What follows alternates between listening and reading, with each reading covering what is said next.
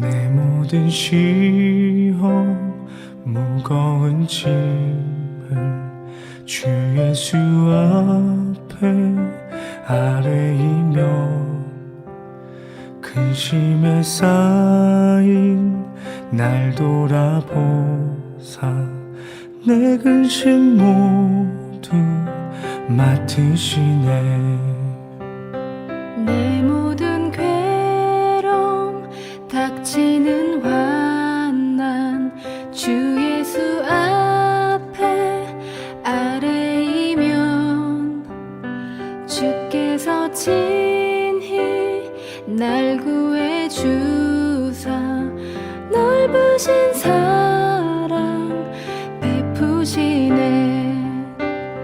무거운 짐을 나 홀로 지고 견디다 못해 쓰러질 때 불쌍히 여겨 구원해 주리 은혜의 주님 오직 예수.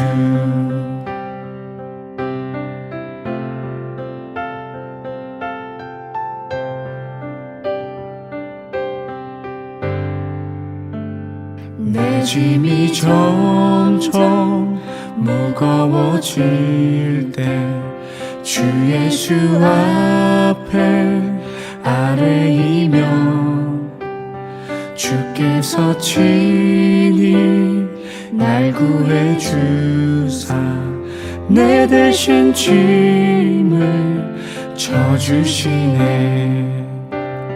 무거운 짐을 나 홀로 지고 견디다 못해 쓰러질 때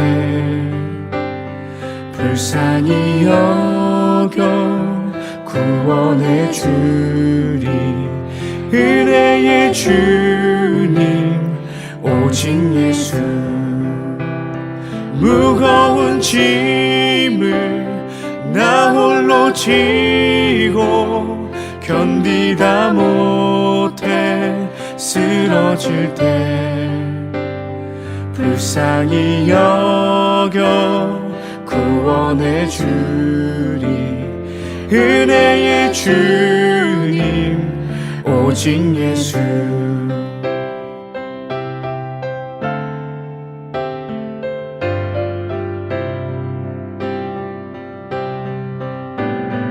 마음의 시험 무서운 죄를 주 예수 앞에 아뢰이면 예수는 나의 능력이 되사 세상을 이길 힘주시네. 무거운 짐을 나 홀로 지고 견디다 못해 쓰러질 때 불쌍히 여겨 구원해 주리 은혜의 주님 오직 예수. 무거운 짐을 나 홀로 지고 견디다 못해 쓰러질 때 불쌍히 여겨 구원해 주리 은혜의 주님 오직 예수.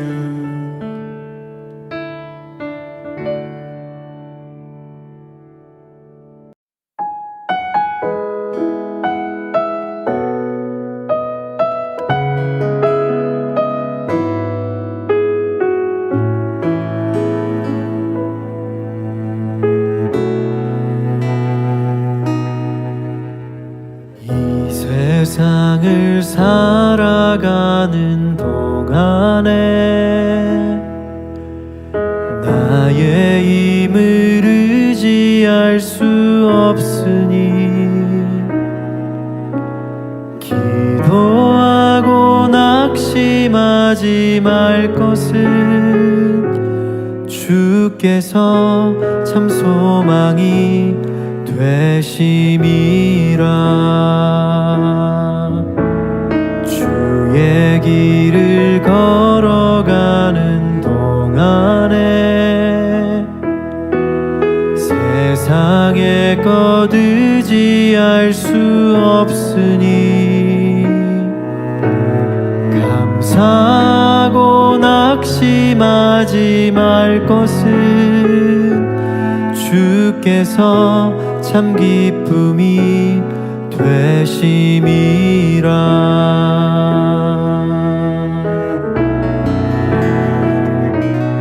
하나님의 꿈이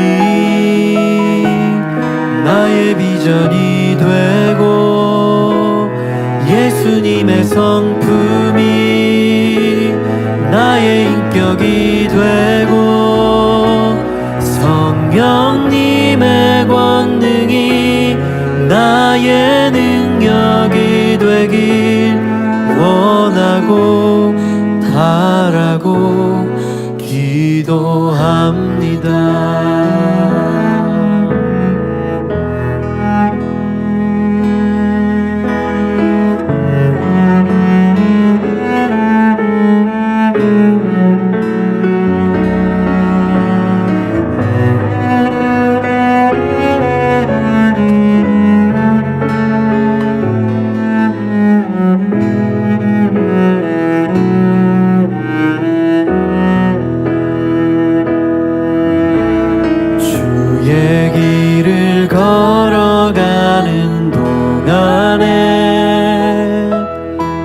세상의 것 의지할 수 없으니 감사하고 낙심하지 말 것은 주께서 참 기쁨이 되심이라.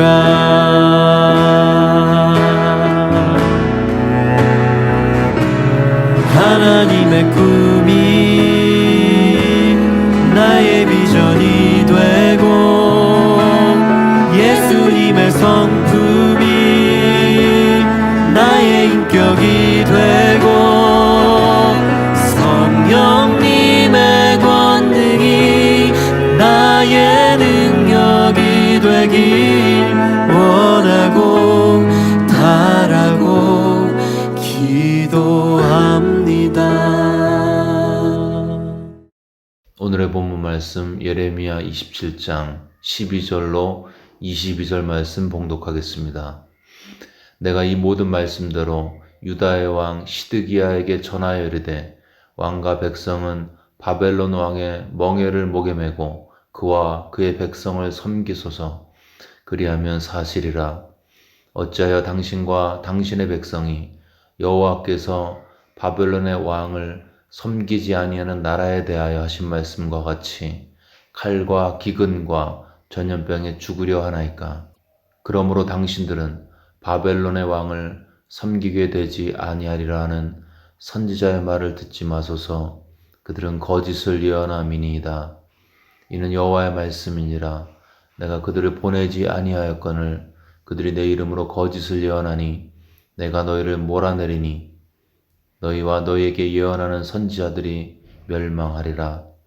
내가 또 제사장들과 그 모든 백성에게 전하여 이르되 여호와께서 이와 같이 말씀하시기를 보라, 여호와의 성전의 기구를 이제 바벨론에서 속히 돌려오리라고 너희에게 예언하는 선지자들의 말을 듣지 말라. 이는 그들이 거짓을 예언함이니라 하셨나니 너희는 그들의 말을 듣지 말고 바벨론의 왕을 섬기라.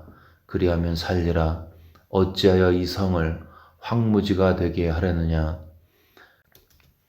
만일 그들이 선지자이고 여호와의 말씀을 가지고 있다면 그들이 여호와의 성전에와 유다의 왕의 궁전에와 예루살렘에 남아있는 기구를 바벨론으로 옮겨가지 못하도록 만군의 여호와께 구하여야 할 것이니라. 만군의 여호와께서 기둥들과 큰 대야와 받침들과 이 성에 남아있는 기구에 대하여 이같이 말씀하시나니 이것은 바벨론의 왕 느부갓네살이 유다의 왕 여호야김의 아들 여고니아와 유다와 예루살렘 모든 귀인을 예루살렘에서 바벨론으로 사로잡아 옮길 때에 가져가지 아니하였던 것이라. 만군의 여호와 이스라엘의 하나님께서 여호와의 성전과 유다의 왕의 궁전과 예루살렘에 남아있는 그 기구에 대하여 이와 같이 말씀하셨느니라. 그것들이 바벨론으로 옮겨지고 내가 이것을 돌보는 날까지 거기에 있을 것이니라. 그 후에 내가 그것을 올려와 이곳에 그것들을 되돌려 드리라. 여호와의 말씀이니라. 아멘. 오늘 본문은 계속해서 예레미야의 메시지를 증거하고 있습니다. 본문의 앞부분에서는 예레미야가 시드기야 왕에게 증거하고 있고, 뒷부분 16절 이하 마지막 절까지 보면 예레미야가 역시 백성들에게 하나님의 말씀을 증거하고 있습니다. 이들에게 준 예레미야의 메시지, 즉 하나님의 음성은 거의 동일했는데요. 첫 번째는 거짓 선지자들의 말을 듣지 말라는 것입니다. 하나님께서 바벨론을 사용하셔서 예루살렘을 침공케 하셨고, 두 왕을 데려가게 하셨고, 성전에 여러 가지 물건들이 탈취된 그런 상황에서 이 거짓말하는 선지자들은 하나님의 심판이 이제 끝났다, 그리고 이제 하나님께서 모든 것들을 회복시키시고 이스라엘을 구원할 것이라는 그런 메시지를 증거했습니다. 근데 예레미야는 반대로 얘기했죠. 진짜 심판은 아직 오지도 않았다. 강력한 더 큰 심판이 올 것이다. 이렇게 예언했습니다. 그러면서 예레미야가 저들이 증거하는 메시지는 가짜다, 그렇게 이야기를 하고 있습니다. 또 하나의 메시지는 바벨론 왕이 하나님께서 세우신 그런 쓰시는 도구니까 그 아래 순복하고 복종하고 여기 멍에를 매라고 그렇게 이야기하고 있습니다. 오늘 이 두 가지 메시지에 대해서 나누고요. 그 메시지가 우리에게 주는 의미가 무엇인지를 같이 살펴보겠습니다. 먼저는 부당한 권력처럼 보이는 느부갓네살을 섬기라는 것입니다. 멍에를 메고 그를 섬겨라. 우리가 생각해도 이것은 이해가 되지 않습니다. 하나님의 백성 보고 이방인의 왕을 섬겨라, 이렇게 명령하신 거죠. 우리가 생각해도 이상한데 유대인들이 보기에, 하나님의 선민이라고 생각하는 유대인들이 보기에도 이해가 되지 않는 것이었습니다. 그런데요, 그것이 그 시대를 향하신 하나님의 우리의 이성을 초월하시는 메시지였습니다.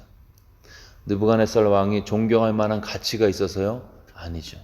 그를 세우신 하나님이 뒤에 계시기 때문에 복종하고 순종하라는 것이었습니다. 이스라엘이 느부갓네살에게 복종해야 하는 이유는 하나님께서 그에게 주신 권위가 있기 때문이었습니다. 하나님의 권위는 절대 권위였고, 그러나 느부갓네살에게는 또 다른 권위가 있었는데 하나님께로부터 위임된 권위가 그에게 있었기 때문에 그에게 복종하라는 것입니다. 우리도 살다 보면 왜 이런 사람이 내 위에 있나 그럴 때가 있죠. 어떨 때는 아내가 더 신앙이 좋고, 그렇지만 하나님께서는 그 신앙 좋은 아내에게 믿음이 더 약한 남편을 복종할 것을 원하실 때도 있습니다. 이럴 때도 남편의 권위에 순종해야 합니다. 남편이 순종받을 만한 가치가 있어서가 아니고 남편을 그 아내 위에 두신 하나님의 권위 때문에 순복하는 거죠. 경찰에게도 마찬가지입니다. 그들의 인격이 훌륭해서가 아니고 그들에게 사회 질서를 위해서 하나님께서 위임하신 권위 때문에, 하나님 때문에 그에게 순종하는 것입니다. 목사님, 그러면 남편이 예수님을 못 믿게 하고 경찰이 교회를 폐쇄해도 그들에게 순종해야 하나요? 어떨까요? 하나님께서 세우셨으니까 다 순종하고 복종해야 할까요? 믿지 않는 남편이 교회 가지 마, 그럼 내 순종하겠습니다 하고 집에 있어야 하나요? 남편이 이제부터는 기독교는 우리의 적이다 라고 선포하면서 교회 문을 닫으려고 그러면 가만히 있어야 될까요? 그렇지 않습니다. 우리가 위에 있는 권위에 순복하지만 이 권위는 한계가 있는 권위죠. 위임된 권위이기 때문입니다. 그 사람에게서 난 권위가 아니라 더 위에 계신 절대 권위이신 하나님께서 일시적으로 허락하신 위임된 권위이기 때문이죠. 절대 권위 누구에게 있습니까? 그것은 하나님께 있습니다.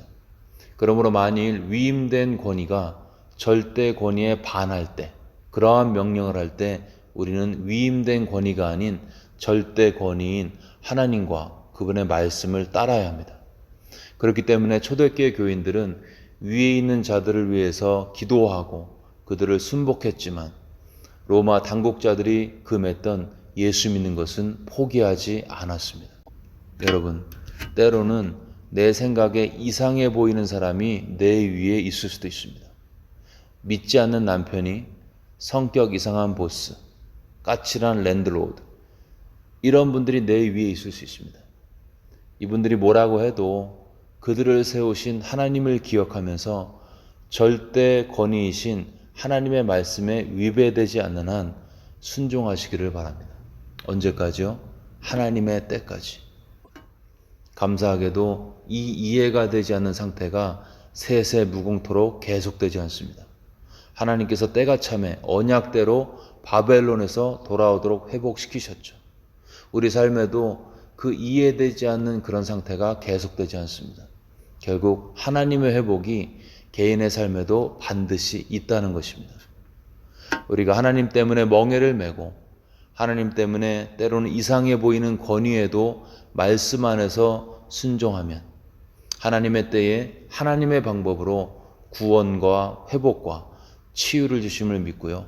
하나님을 기억하며 약간의 억울한 상태를 믿음으로 이겨나가시기를 주의 이름으로 축원합니다. 또 하나 묵상할 것은 거짓 선지자, 이들의 영적인 무감각이었습니다. 오늘 본문 이전에 이미 바벨론에는 예루살렘의 침공이 있었죠. 2명의 왕이 끌려갔고 성전의 기구들도 탈취를 당했습니다. 이 상태에서 예레미야는 이것이 심판의 서곡이고 22절에 보시면 앞으로 남은 성전 기구까지 다 옮겨진다. 더 암울하고 고통스러운 예언을 한 것입니다. 그런데 거짓 선지자들은 아니었습니다. 아니다. 하나님께서 이제 심판은 끝났다. 그리고 하나님께서 회복시키실 것이다. 성전의 기구들도 돌아올 것이다. 그렇게 예언한 것이죠. 똑같은 상황에서 예레미야와 거짓 선지자들의 예언은 완전히 달랐습니다. 깨어있는 선지자라면 반복되는 하나님의 경고, 안 좋은 사인들을 잘 분별하고 그 경고들을 무시하지 말았어야죠. 더 큰 심판이 다가오고 있는데 그냥 다 잘 될 거야 라는 거짓 메시지로 대중을 선동한 것입니다. 영적으로 무뎌진 거죠. 하나님께서 경고하시고 작은 사인들을 주셨으면 과연 하나님의 일하심이 무엇인지, 하나님의 손이 어디를 향하고 있는지, 하나님의 얼굴을 구하면서 하나님의 음성을 듣고 바로 선포해야 하는데 그냥 괜찮아질 거라는 말만 하고 있었던 것입니다. 이 영적인 무감각의 이유가 18절에 있습니다. 그들이 선지자이고 여호와의 말씀을 가지고 있다면 남아있는 기구를 바벨론으로 옮겨가지 못하도록 만군의 여호와께 구하여야 할 것이니라. 예레미야가 말하기를 저 거짓 선지자들이 정말 하나님의 말씀을 가지고 있다면 그들은 기도해야 한다는 것입니다. 이 말을 거꾸로 생각하면 그들은 기도하지 않고 하나님의 얼굴을 구하지 않고 그냥 자기 생각대로 또 대중이 원하는 대로 그냥 얘기했다는 것입니다. 기도하지 않으니 영적으로 무감각해지고 그 세대를 향하신 하나님의 뜻을 분별할 수 없었던 것입니다. 그러니까 분명히 더 큰 심판이 준비되고 있는데 괜찮아, 회복이 일어날 거야, 하나님이 구원하신다, 이 말만 반복했던 것이 거짓 선지자의 모습들이었습니다. 여러분, 우리의 삶에도 여러 가지 다가오는 작은 사인들이 있습니다. 그것이 좋은 것이건 안 좋은 것이건 하나님께서 사인들을 보내주시죠. 영적으로 깨어있는 자, 그들은 그 사인의 의미를 내적인 인도하신 가운데 알게 됩니다. 그리고 바로 대처하죠. 회개가 필요하면 삶을 고치고요. 격려가 필요하면 용기를 얻고 그 믿음의 길을 끝까지 버티면서 걸어가게 됩니다. 영적으로 무뎌진 자는 깜깜해서 더 큰 일이 다 벌어지고 난 다음에야 깨닫습니다. 영적으로 깨어있다는 것은 예레미야의 진단처럼 깨어 기도하는 것입니다. 우리가 지금 코로나 때문에 사회가 어려운 지금, 이때가 바로 깨어 기도할 때임을 믿습니다. 여러분, 기도해야 분별할 수 있습니다. 우리 모두가 깨어서 기도할 때 교회는 하나님의 음성을 내적으로 듣게 될 것이고 세상에 하나님의 메시지를 전하는 선지자적인 역할을 감당할 수 있습니다. 요즘 개인적으로 깨어서 기도하시는 분들이 많이 계실 것입니다. 그러나 이렇게 개인적으로 기도할 뿐만 아니라 함께하는 기도 너무나 중요하죠. 이스라엘이 국가적 어려움이 있을 때 함께 모여서 하나님의 얼굴을 구했던 것처럼 예수님 믿는 사람들이 하나님의 얼굴을 구하면서 마음을 들이면서 합심하여 기도할 때 주님이 우리에게 이 세대를 향하신 하나님의 음성을 들려주시고요. 그 메시지 품고 세상에 나가서 하나님의 어떠하심을 증거하는 도구로 우리 개인과 교회가 쓰임 받는 것이 주님의 뜻이라고 믿습니다. 요즘 주일 아침에 11시 예배 전에 10시 15분부터 45분까지 줌을 통해서 예배를 위해서 또 청빙을 위해서 기도하고 있습니다. 많이들 참여해 주시면 좋겠습니다. 마음을 앞에 함께 기도할 때 더 많은 성도들이 주님의 음성을 바로 듣게 될 것이고 바로 반응하게 되고요. 그 결과 주님은 하나님의 교회를 그의 영광을 위해서 사용하게 될 것입니다. 캄캄함이 만민의 눈을 가리우는 시대, 세상이 당황하여 길이 무엇이냐고 묻는 시대에 우리 모두 깨어서 기도함으로 세상을 향한 주님의 메가폰이 되시기를 주의 이름으로 축원합니다.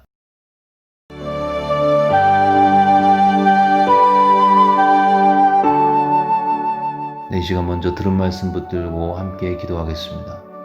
하나님께서 내 위에 세우신 권위에 말씀의 원칙 안에서 순종케 하소서 기도하겠습니다. 또한 깨어서 기도함으로 이 시대를 향하신 하나님의 뜻을 분별하고 또 바로 반응하고 세상에 선포할 수 있는 우리 개인과 교회가 될 수 있도록 들은 말씀 마음에 새기면서 간절히 기도하겠습니다.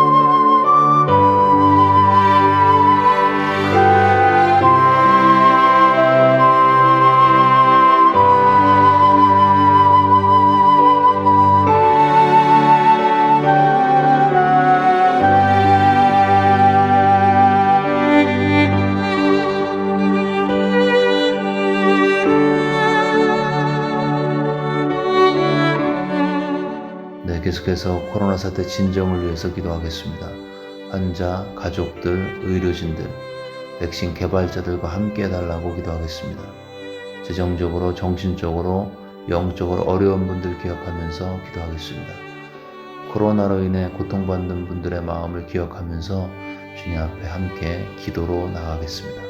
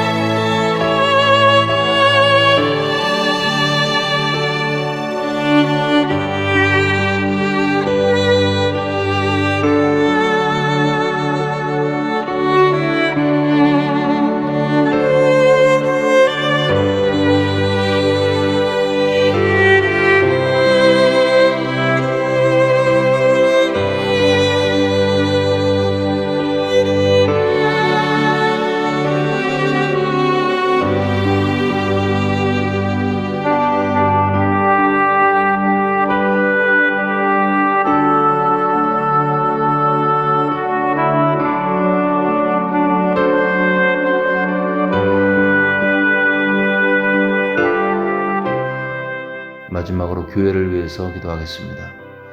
청빙을 통해서 교회를 향하신, 이 지역 사회를 향하신 하나님의 뜻이 이루어지고 교회가 더욱더 하나가 되고 하나님의 뜻에 순종할 수 있도록 기도하겠습니다. 또 이제 은퇴를 앞두고 계신 최 목사님과 사모님의 삶에 성령 충만과 강건함과 인도하심을 위해서 기도하겠습니다. 또 계속되어지는 온라인 사역과 함께 해달라고 우리 교회를 위해서 한 마음으로 기도하겠습니다.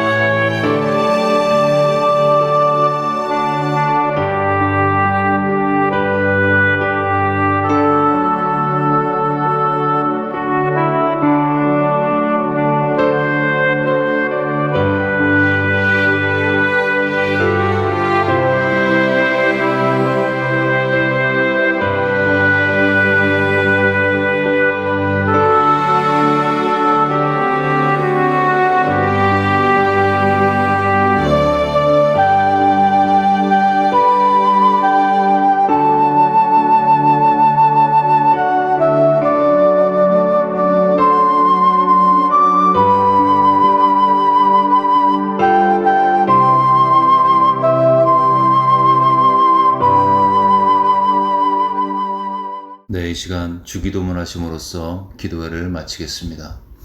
하늘에 계신 우리 아버지여, 이름이 거룩히 여김을 받으시오며 나라가 임하옵시며 뜻이 하늘에서 이루어진 것 같이 땅에서도 이루어지이다. 오늘날 우리에게 일용할 양식을 주시옵고 우리가 우리에게 죄 지은 자를 사하여 준 것 같이 우리의 죄를 사하여 주시옵고 우리를 시험에 들게 하지 마시옵고 다만 악에서 구하시옵소서. 나라와 권세와 영광이 아버지께 영원히 싸움나이다. 아멘.